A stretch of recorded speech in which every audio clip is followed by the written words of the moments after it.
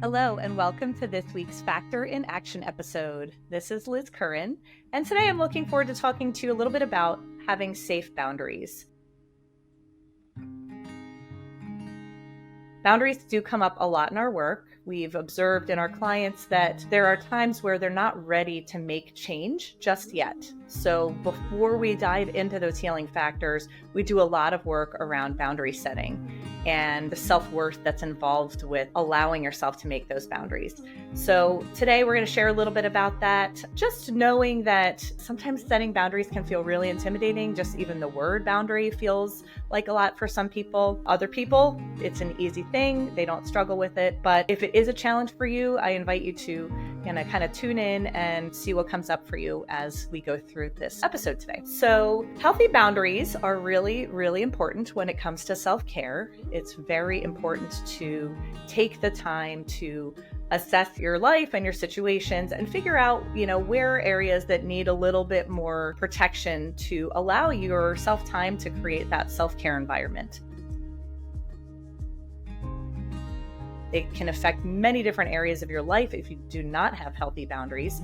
So some of those areas: chronic stress, some financial burdens, wasted time, relationship issues, lots of different consequences for not having those healthy boundaries set. So we want to just talk about, something to think about when you're thinking about areas that need boundaries to kind of like maybe come into play a little bit more. First one is maybe you're with your partner or your family. Are there areas of your life that maybe you need a little bit more space? You don't need as much feedback. You don't need as many opinions. Maybe the opinions are different than yours, so you don't really need to have that come into your space and kind of cloud out your thoughts and your judgment. So thinking about ways to set up just, beautiful, gentle boundaries between different people that you love.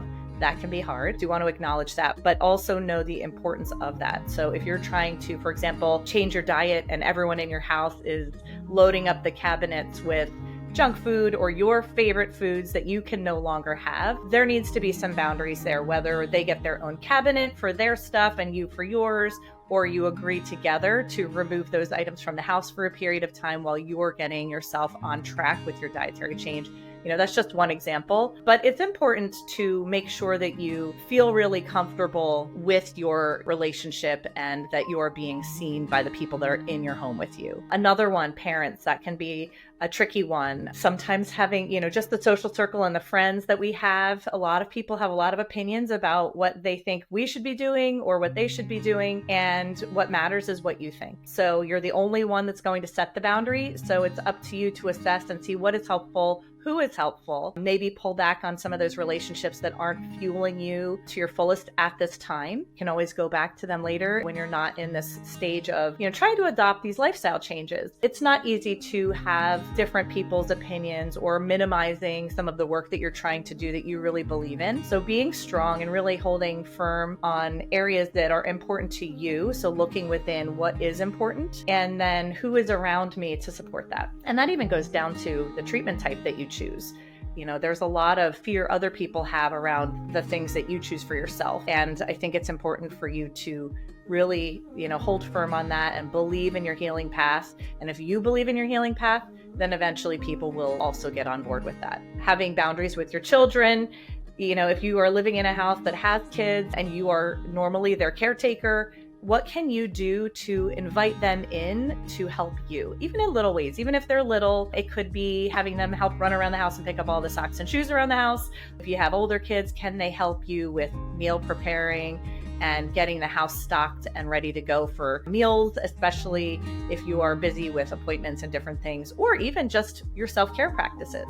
Those are a priority. And while you're doing this work, it's really important to focus on making sure you have time for your self-care. And sometimes that means not being the meal person or the laundry person and leaning on those other people in your household that have that ability to help step up. And if they aren't within your household, are there people outside of the walls of your home that you're willing to invite in to help with that stuff? So, part of that goes back to having that, areas to set boundaries. You're setting boundaries with yourself as well. So it's important to allow some of those boundaries to come down if needed, to allow help to come in.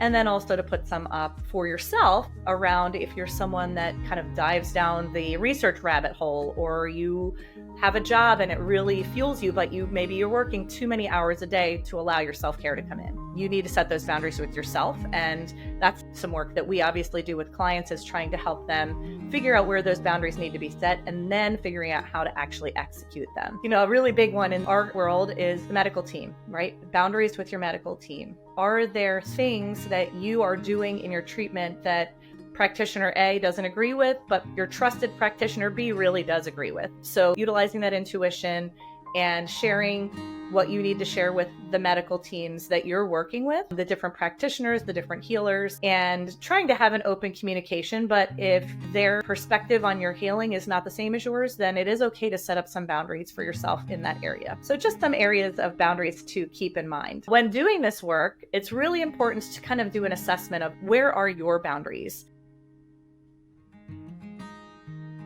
There's three kinds, right? So we have rigid boundaries, porous boundaries, and healthy boundaries. So I'm going to give you a little bit of background on those three types of boundaries. First one being rigid. So someone with rigid boundaries avoids intimacy and close relationships. They are unlikely to ask for help. They maybe only have a few close friends, few close family members that they trust. They're very protective of their personal information.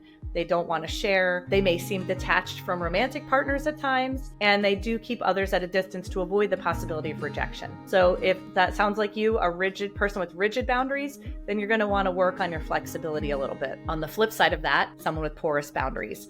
So someone who may overshare. So they share everything and anything with anyone that will listen. People who have difficulty saying no, requests of others kind of taking priority over their own, maybe becoming over involved in someone else's story or problems. Someone who's dependent on others' opinions to help make their own decisions, accepting of abuse or disrespect. And this one isn't always easy to identify, but if you're someone who's very porous and you're very open and, really open to what others have to say, when those negative behaviors come from those other people, sometimes it can be hard to identify and to shut that down. So it's really important to keep that in mind when you're realizing whether you have porous boundaries that need to be kind of put in place. People with porous boundaries also have a lot of fears of rejection if they don't comply with what others want. So again, they're totally opposite. People with porous boundaries need to identify areas in their life where they need a little bit more, where the people with rigid boundaries are really solid with their boundaries and maybe need to loosen up to allow more people to come into their space to help with the healing. Now, someone with healthy boundaries, this is the goal, right? You could be on the rigid side or the porous side. Think of it as a spectrum. But the healthy boundaries, someone who values their own opinion, someone who does not compromise their values for others, someone who shares personal information in an appropriate way.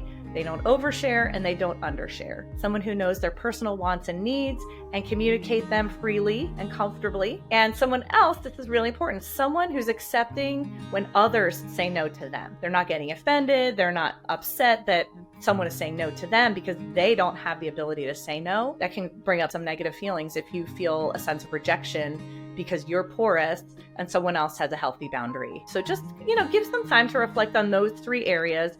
And quite honestly, you could have different perspectives of types of the way you handle boundaries in different situations. So for example, you might have no problem at work having a rigid boundary around the hours that you maintain or the amount of work that you're willing to take on while you're, maybe in treatment or dealing with a diagnosis. And then there's some situations where you may be very porous, maybe at home with your loved ones. It's sometimes hard because you know their story and you don't want to hurt their feelings, but it's very important to focus within and come to within your own self and figure out what your needs are first. And then once you feel strong and healthy with that boundary, how can you allow others to kind of carve a little bit of that time or space within your perimeter that you have set? So just really important to identify different areas of your life and different kinds of boundaries and how they may show up for you.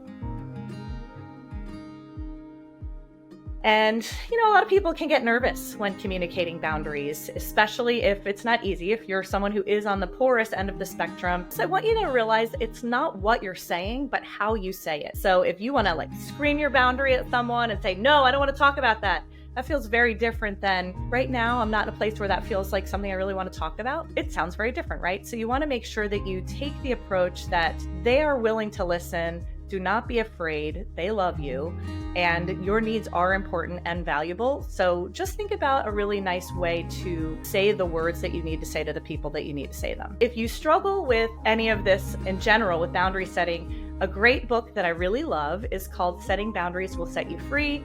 It's by Nancy Levin. And this book has so many wonderful resources. Every single chapter is loaded with information. I have lots of tabs all along this book in my house. Every page has a flag, which isn't always helpful, but there's so much knowledge and wisdom in this book, and every chapter has an activity. So it really takes you to the next step of how can you implement this in your life. And if that doesn't feel like enough, we are here for you, Health Navigators and Radical Remission. And if you need help with setting boundaries, please visit healthnavs.com for a free discovery session or to check out some of our upcoming events. Be sure to subscribe, follow, share so you never miss a video from us. I hope this boundary conversation was helpful, and I look forward to seeing you again in the next Factor in Action.